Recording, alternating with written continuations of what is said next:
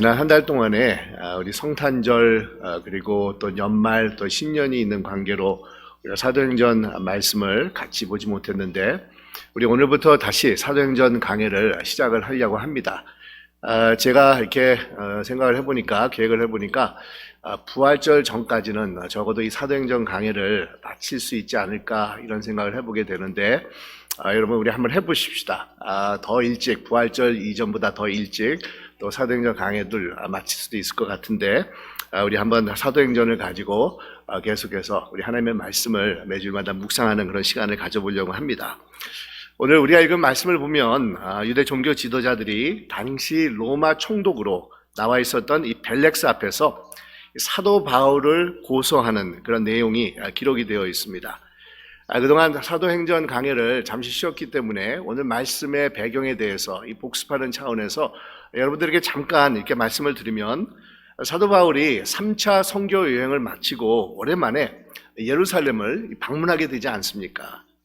예루살렘으로 가는 여정 가운데 바울은 여러 차례 결박과 환란이 예루살렘에서 그를 기다리고 있다라는 이 경고의 메시지를 전해 듣게 됩니다. 그럼에도 불구하고 바울은 죽음을 각오하고 예루살렘에 도착을 한 것입니다. 그런데 정말 경고의 메시지를 들었던 것처럼 바울은 아시아에서 온 유대인들이 모함을 해가지고 무고하게 예루살렘에서 체포가 되어서 신문을 받게 됩니다. 신문을 받는 중에 바울이 로마 시민권을 가졌다는 것이 밝혀지게 되자 최악의 고문은 면하게 되는데 근데 그 과정에서 이 바울을 암살하려고 하는 유대인들이 있다라는 그런 사실이 알려지게 되자 이 로마의 천부장은 로마 시민인 바울을 보호하고자 당시에 로마 총독부가 있었던 가이사랴 총독부 영내로 이 바울을 호송해서 옮기게 되는 겁니다. 그러면서 바울은 그곳에서 앞으로 2년을 지내면서 3차례 재판을 받게 되는데 오늘 말씀이 가이사랴 총독부로 호송이 된 후에 이 첫 번째로 바울이 받는 이 재판에 대한 그런 내용이라고 할 수가 있습니다. 이 바울이 가이사랴로 호송된 지 5일 후에, 닷새 후에 당시 대제사장이었던 아나니아와 또 유대교 장로들과 더불어서 이 변호사 이 더둘로가 이렇게 찾아와가지고 벨레스 총독 앞에서 이 바울을 고소를 하는 겁니다. 그러면서 오늘 말씀해 보면 이들이 바울을 고소한 내용이 기록되어 있는데 여러분 그 내용을 살펴보면 역설적으로 바울이 어떤 사람이었는가, 어떤 삶을 살았는가를 우리에게 조명해 주고 있다는 겁니다. 이들이 바울을 흠잡기 위해서 고소하는 내용을 통해서 참 재밌게도 우리는 바울이 어떤 크리스찬의 삶을 살았는가를 짐작해 볼 수 있는 이 단서가 제공이 되고 있다는 겁니다. 그래서 이들의 고소 내용을 통해서 우리는 사도 바울의 삶 속에서 나타난 크리스찬의 진정한 정체성이 무엇인지를 우리가 깨달아 볼 수가 있는데 여러분 3가지로 요약을 해볼 수가 있습니다. 첫째는 바울은 복음의 영향력이 확산되기 위해서 자신의 모든 열정과 수고와 노력을 다한 삶을 살았던 자였다는 겁니다. 오늘 우리가 읽은 5절의 말씀을 보면 종교 지도자들은 바울을 향해서 전염병과 같은 자라, 천하에 흩어진 유대인들을 다 소유하게 하는 자요라고 바울을 고소를 하고 있는 것을 우리가 발견할 수가 있습니다. 여러분 얼마나 바울이 전한 복음이 당시 세상에 흩어져 있었던 디아스포라 유대인들에게 강력한 그런 영향력이 미쳐졌으면 바울을 가리켜서 전염병과 같은 자라고 지칭을 하고 있었겠습니까? 물론 여러분 이 표현은 굉장히 부정적인 그런 차원에서 사용된 것이지만 바울이 전한 이 복음의 영향력이 어떠했는지를 가늠해 볼 수 있는 그런 표현이라고 할 수가 있다는 겁니다. 이 바울이 세계 곳곳을 누비며 전했던 복음의 영향력을 예루살렘에 있었던 종교 지도자들까지도 전해 듣고는 마치 전염병과 같은 자라고 비난할 정도였으니 여러분 얼마나 바울이 전한 복음이 파괴력이, 영향력이 컸으면 그랬겠습니까? 사실 현재 코로나 시대를 살아가고 있는 우리들은 이 전염병이 얼마나 이게 무서운 것인가, 얼마나 파괴력이 굉장한 것인가를 우리가 직접적으로 체험하면서 지금 현재 살아가고 있는데 여러분 생각나시는지 모르겠습니다. 지금으로부터 약 한 1년이 조금 넘은 2019년 12월 달쯤 돼서 제가 그때 이렇게 신문에서 읽은 적이 있습니다. 이 중국에서 원인 모를 전염병이 돌기 시작한다라는 그런 기사를 제가 처음으로 이렇게 읽었었는데 2019년 12월 달에 중국에서 이제 전염병이 돌기 시작한다라는 그런 소식이 매스컴을 통해서 조금씩 나오기 시작을 하더니 아주 순식간에 전 세계적으로 이 코로나는 바이러스가 확산이 되어가지고 지금은 거의 모든 나라들이 올스톱이 되어 있는 그런 상태에 놓여져 있게 됩니다. 우리가 살고 있는 LA 지역은 미국에서도 가장 안 좋은 그런 상태라고 말을 하고 있는데 신문을 보니까 현재 3명 중에서 1명 정도가 LA 카운티에서 확진자이고 매 1분마다 약 10명이 코로나에 감염이 되고 있고 또 매 6분마다 감염자 환자 1명이 사망을 하고 있는 그런 안타까운 그런 상황이 우리 주변에서 일어나고 있다는 겁니다. 여러분, 미국은 전 세계적으로 제일 많은 그런 확진자와 사망자들을 낳고 있는데 지금까지 약 2,500만 명이 넘는 확진자들이 발생을 했고 또 사망자는 이 40만 명이 넘는다고 하지 않습니까? 또 경제적으로 그 여파는 여러분 사실 상상을 초월합니다. 이 코로나로 인해서 전 세계적으로 약 8조, 9조에 가까운 그런 엄청난 손실이 끼쳐졌고 약 1억 5천만 명이 일자리를 잃고 있다는 겁니다. 여러분, 이렇게 어마어마한 일이 코로나라는 눈에 보이지도 않는 그런 전염병이 전 세계로 퍼져나가면서 일어났는데 여러분, 이것이 걸린 시간이 지금은 이제 시간이 지나서 1년이 좀 넘었지만 불과 몇 달 사이에 이런 일들이 전 세계에 퍼져나갔다는 겁니다.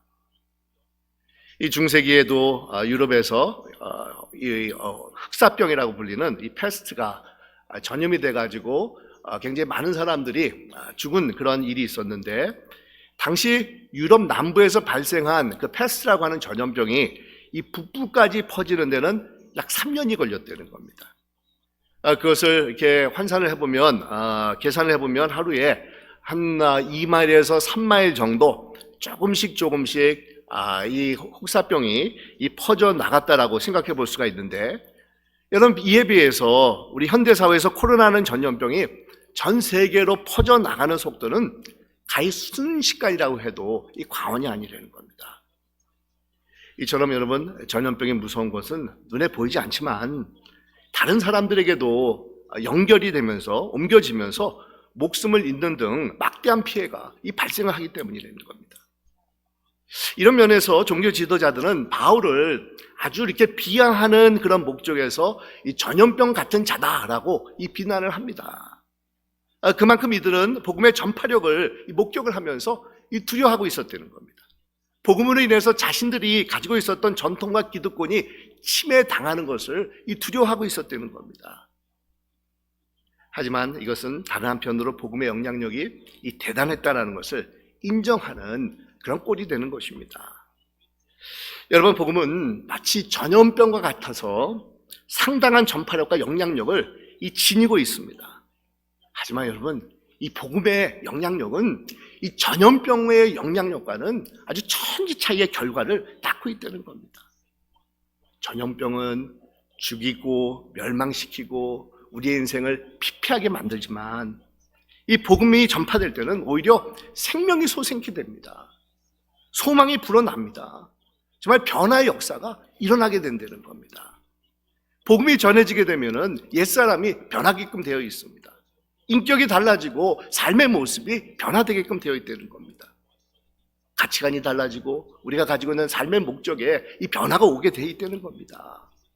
그것이 바로 복음이 가지고 있는 영향력입니다. 그런데 여러분, 우리 한번 생각해 보십시다. 우리는 그 복음을 지니고 있는 자들로서, 그 복음의 진리를 깨닫고 있는 자들로서 과연 어떻게 살아가고 있습니까? 복음을 가지고 있는 자들로서 왜 우리 안에서 복음의 능력이, 복음의 전파력이 일어나지 않고 있다고 생각을 하고 계십니까?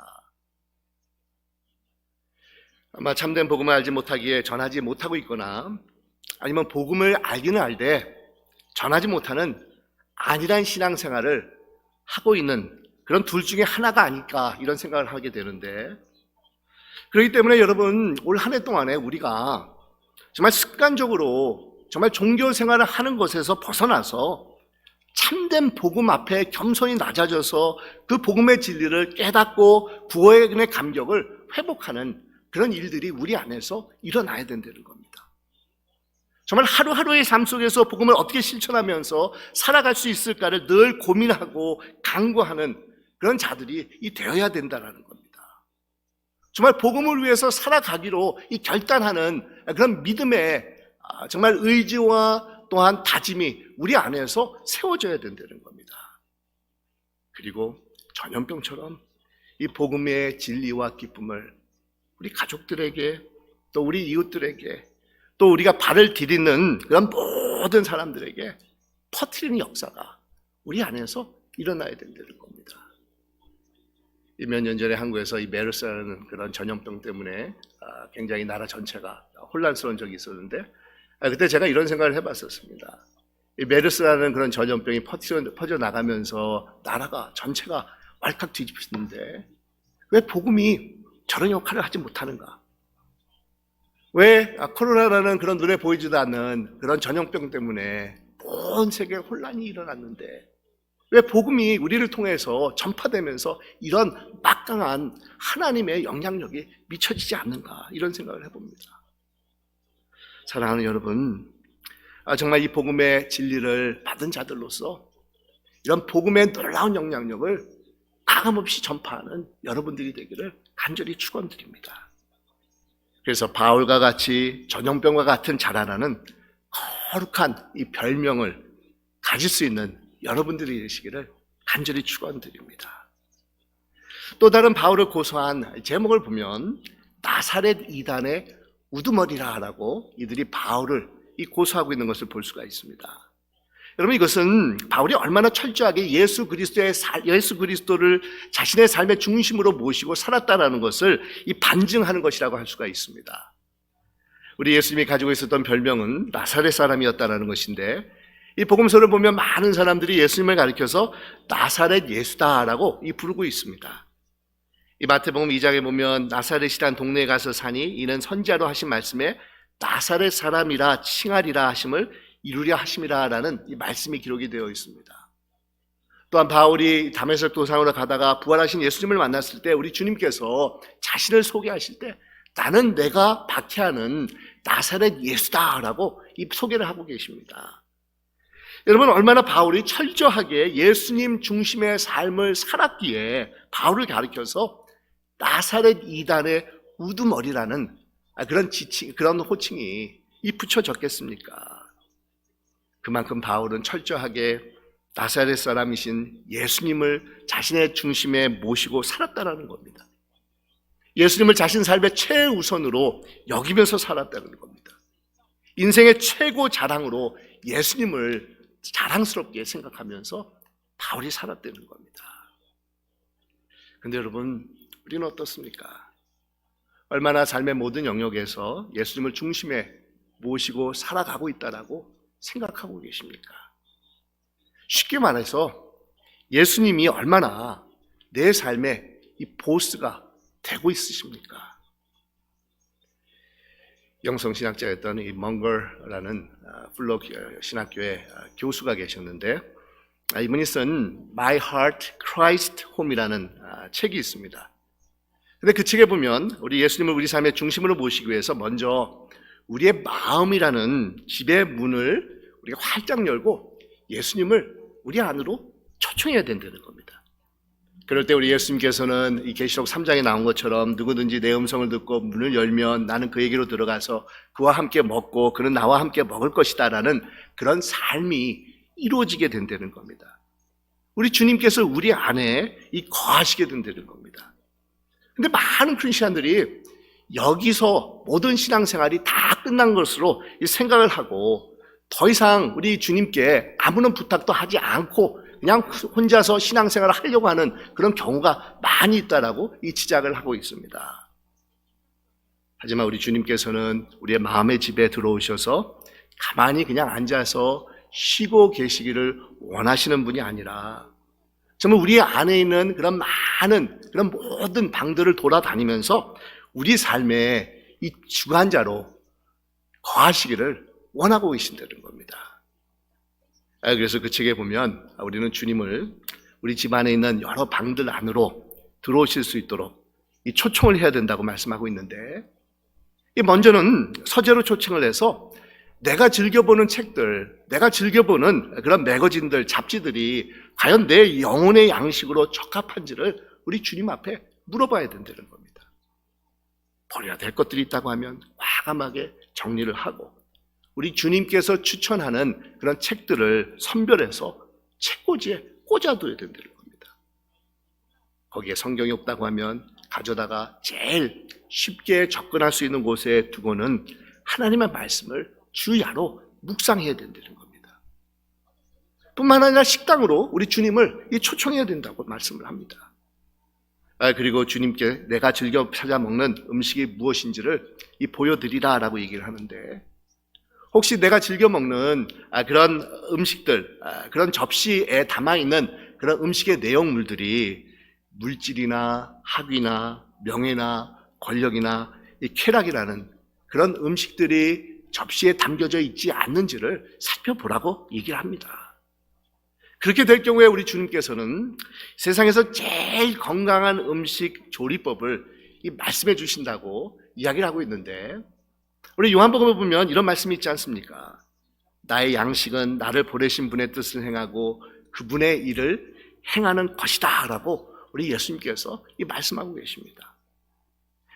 만약 영혼이 만족하는 양식을 우리가 취하기를 원하면 아버지의 뜻을 행하는 그런 조리법을 사용하려는 겁니다. 우리가 가지고 있는 뜻이나 바람이나 소원이 아니라 하나님의 아버지의 뜻을 쫓는 그런 양식을 추구할 때 그 양식이 우리의 삶을 정말 풍족하게 하고 살찌우게 만들 것이라는 겁니다. 또한 우리 예수님을 리빙룸으로 모시고 가서 그곳에서 주님과 함께 대화도 나눠보고, 또한 레크리에이션 룸으로 모시고 가서 우리 주님과 함께 즐거운 시간도 보내고, 또 침실로 우리 주님을 데리고 가서 참된 안식을 취하는 것을 우리 주님으로부터 배워야 된다는 겁니다. 그리고 최종적으로 우리 삶의 집을 주님 앞에 내어드려야 되는데, 바로 집 타이틀, 집 문서를 주님의 이름으로 바꿔놓아야 된다는 겁니다.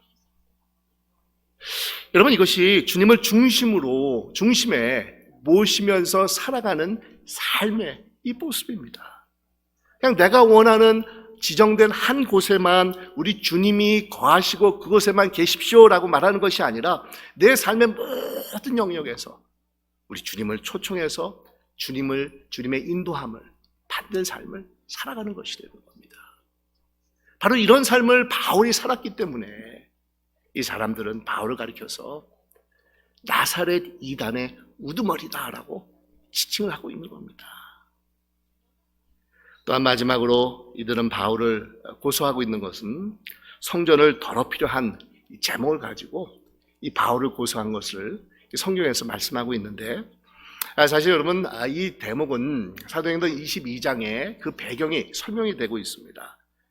우리 바울이 우리 예루살렘에 들어와 가지고 이 체포가 되는데, 그 체포된 경위를 이렇게 22장에 보면은 에베소 출신의 이방인이었던 이 드로비모를 데리고 성전 안이 아니라 성전 밖에 있는 이방인들을 거닐고 있었다는 겁니다.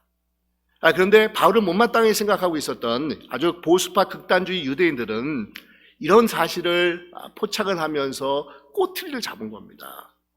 바울이 할례받지 못한 이방인이었던 이 바로 드로비모를 성전 안으로 데리고 들어갔다라고 이들이 모함을 하기 시작을 한 겁니다. 이 당시의 성전법은 이방인과 유대인들을 아주 철저하게 엄격하게 구별을 하고 있었는데, 할례받지 못한 이방인들이 이방인 뜰을 넘어서 성전 안으로 들어가거나 아니면 그 출입을 도와주는 유대인들이 있다고 하면은 돌에 던져서 죽이게끔 성전법이 정해져 있었습니다. 하지만 여러분, 이 바울이 누구였습니까? 바울은 이 바리새파, 아주 철저하게 바리새파 유대인이지 않았었습니까? 이런 바울이 어떻게 이런 법을 모르고 있었겠습니까? 바울은 이런 실수를 범할 수가 없는 사람이었었습니다. 많은 눈들이 자신을 지켜보고 있는 것을 느끼고 있었던 바울은 참 조심스러웠지만 그래도 자신과 에베소에서부터 함께 예루살렘까지 온 형제를 이방인이라고 그냥 멀리 내치지 못하고 있었다는 겁니다. 그와 나란히 다정하게 이방인들을 거닐면서 함께 대화를 나누고 있었습니다. 여러분, 이것은 얼마나 바울이 한 영혼에 대한 애틋한 사랑의 마음을 가지고 있었는지를 엿볼 수 있는 이 대목이라고 할 수가 있다는 겁니다. 결과적으로 이것으로 인해서 바울은 유대인들의 모함을 받아서 체포가 되고 정말 고난과 핍박을 계속해서 경험하는 그런 어려움을 당하게 되는데, 또 이것으로 인해서 바울은 이 가이사로 호송이 돼가지고 그곳에서 2년 동안 거의 2년이 넘도록 머물게 되고, 또 로마로 가가지고 그곳에서 정말 연금 상태에서 2년을 지내야만 했었다는 겁니다. 그런데 여러분, 성경 어디를 봐도 바울이 후회했다라는 그런 대목은 찾아볼 수가 없습니다. 여러분, 왜 그랬겠습니까? 바울은 영혼을 진심으로 사랑하고 있었던 자였기 때문이라는 겁니다. 유대인이나 이방인이나 차별 없이 하나님의 사랑과 구원의 대상으로 바라보고 있었기 때문이라는 겁니다.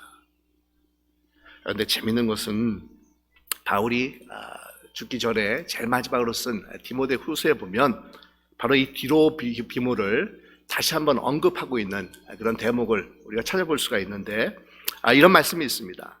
에라스도는 고린도에 머물렀고 드로비모는 앓고 있으므로 밀레도에 남겨두었습니다 라는 그런 말씀이 디모데 후서에 기록이 되고 있습니다.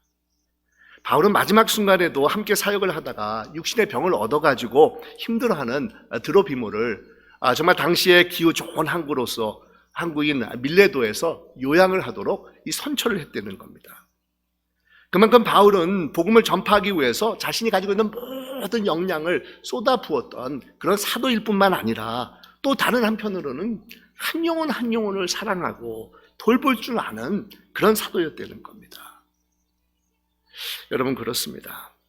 우리 믿는 자들은 사랑과 친절과 정말 관용을 베푸는 그런 자들이 되어야 된다는 겁니다. 모든 영혼들을 차별 없이 사랑하는 자들이 우리 크리스천들이 가지고 있는 그런 삶의 모습이 되어야 된다는 겁니다. 우리 내일은 우리 미국에서는 마틴 루터 킹 주니어 목사님의 그 생신을 축하하는 기념일이 되는데, 이 마틴 루터 목사님은 이게 노벨 평화상을 이렇게 받아가지고 그를 이렇게 감사하는 연설을 할 때 그 연설문에서 요한일서 4장 7절의 그 말씀을 인용했다고 그러지 않습니까? 그 말씀은 이런 내용입니다. 사랑하는 자들아, 우리가 서로 사랑하자. 사랑은 하나님께 속한 것이니 사랑하는 자마다 하나님으로부터 나서 하나님을 알고, 사랑하지 아니하는 자는 하나님을 알지 못하나니 하나님은 사랑이심이니라, 이렇게 얘기를 합니다. 그리고는 그의 연설 마무리를 이렇게 매듭을 짓습니다. 사랑만이 세상의 문제를 해결하는 유일한 열쇠입니다, 이렇게 얘기를 했다는 겁니다. 그리고 1968년 2월 9일 날 자신의 모교회이자 자신이 심을 하고 있었던 아틀란타에 있는 에베네셀 침례 교회에서 마틴 루터 킹 주니어 목사님은 마지막 선교를 하게 되는데, 사실상 그 마지막 설교가 그의 유언이 되었습니다. 그런데 그 메시지 보면 이런 내용이 담겨져 있다고 그럽니다. 여기 계신 분들 가운데 내가 죽은 것을 보실 분이 있다면 나를 위해 긴 장례를 할 생각을 하지 말아달라고 나의 부탁을 꼭 전해 주십시오. 긴 조사도 하지 말아달라고 말해 주십시오. 또 내가 노벨 평화상 수상자라는 것도 언급하지 말아 주십시오. 내가 그 밖에 수상한 많은 상들이 있다는 것도 언급하지 말아 주십시오. 그것은 하나도 중요한 것이 아니기 때문입니다. 나를 위해 언급이 필요하다면 다만 마틴 루터 킹이 이웃을 섬기는 일에 그의 인생을 드리고자 노력했다는 것을 말해주시면 고맙겠습니다.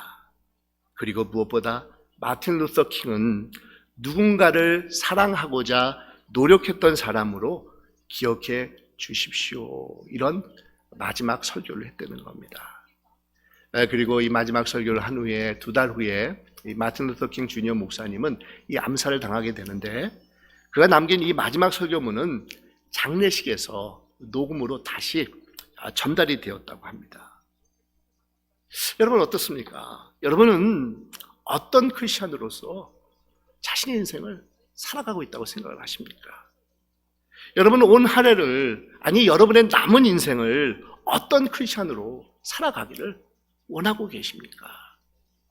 복음의 선한 영향력을 전파하는 그런 자들로서 살아가야 되지 않겠습니까?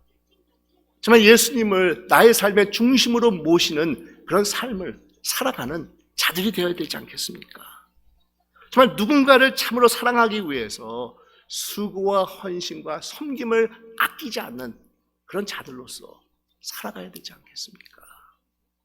정말 이런 귀한 인생이 여러분들의 삶 속에서 나타나기를 주님의 이름으로 축원드립니다. 기도하겠습니다.